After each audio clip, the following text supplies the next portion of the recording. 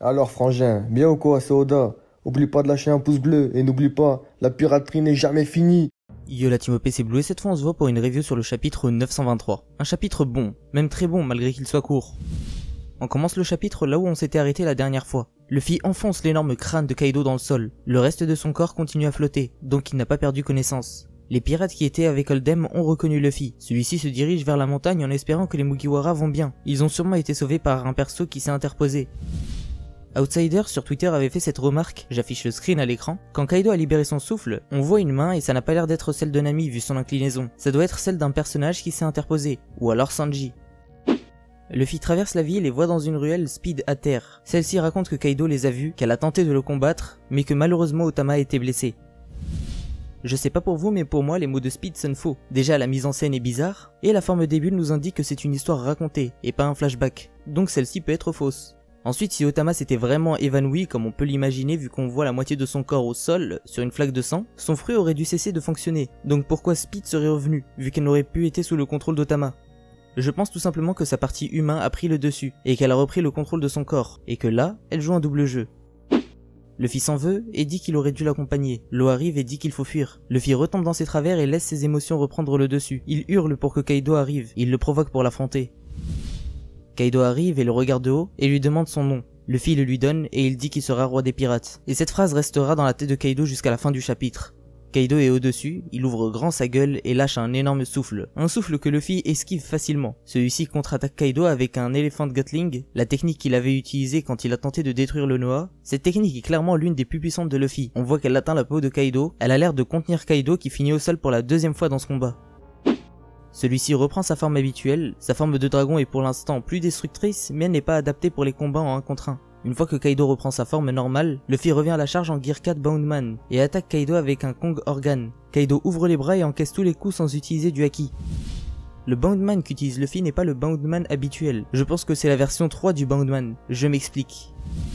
Actuellement, le Gear 4 est constitué de 3 formes, le Boundman, le Snakeman et le Tankman. Je pense que chacune de ces formes ont 4 versions, voire plus. La première version du Boundman est celle que Luffy a utilisée au début du combat face à Doflamingo. Le haki recouvrait les jambes de Luffy, le haut de son torse et ses bras. Vers la fin du combat Luffy vs Doflamingo, on a vu une évolution du Boundman, quand il avait utilisé son King Kong Gun. La marque du haki a avancé sur le torse et a recouvert tout le dos, en plus de recouvrir les bras et les jambes. Je pense que cette version, la version du King Kong Gun, est la 3e version du Boundman.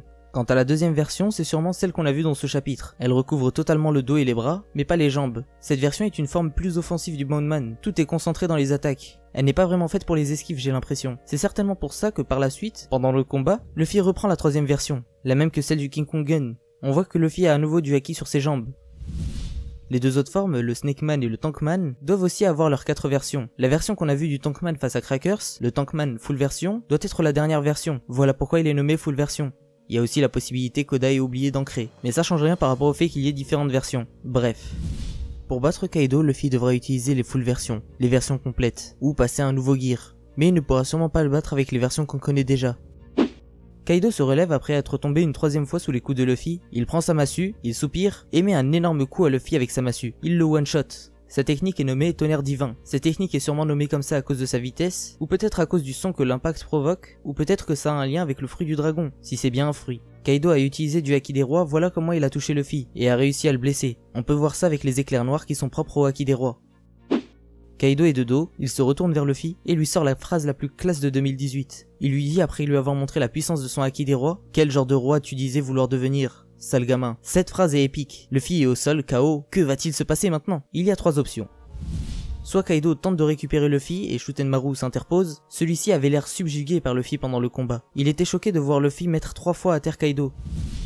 Option 2, Kaido prend Luffy avec lui. Dans ce cas-là, la clé de la libération de Luffy sera Diez Drake, car dans le volume 2 du databook Vivecard, on apprend que celui-ci est très intéressé par l'alliance Luffy-Law, depuis qu'ils ont fait tomber Doflamingo. De plus, les rapports entre Law et Diez Drake sont très ambigus, car certes, il a été la cause de la mort de son père, mais il a indirectement permis à Diez Drake de se libérer de son malheur. En plus, ces deux-là ont l'air de se connaître, vu leur échange sur Sabaody.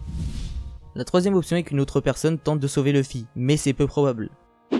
Trafalgar Law dans ce combat a été spectateur. Il a observé Kaido et à la prochaine réunion entre les alliés, il dira si Kaido a des points faibles ou non, car là, il l'a vraiment vu à l'œuvre. Tous les fruits ont des points faibles. Je prends pour exemple celui d'Akainu, ce fruit du démon est officiellement le fruit du démon le plus puissant. Oda l'a confirmé dans le volume 3 du databook Vivecard. Son fruit du démon est plus puissant officiellement que celui de Big Mom et de Kaido, mais ça n'empêche pas qu'il a pas mal de points faibles, à commencer par sa lenteur. Le fruit de Kaido, si c'est bien un fruit, pourrait avoir comme point faible sa taille. Sa taille le rend vulnérable aux attaques surprises, car son corps est très exposé vu qu'il est long.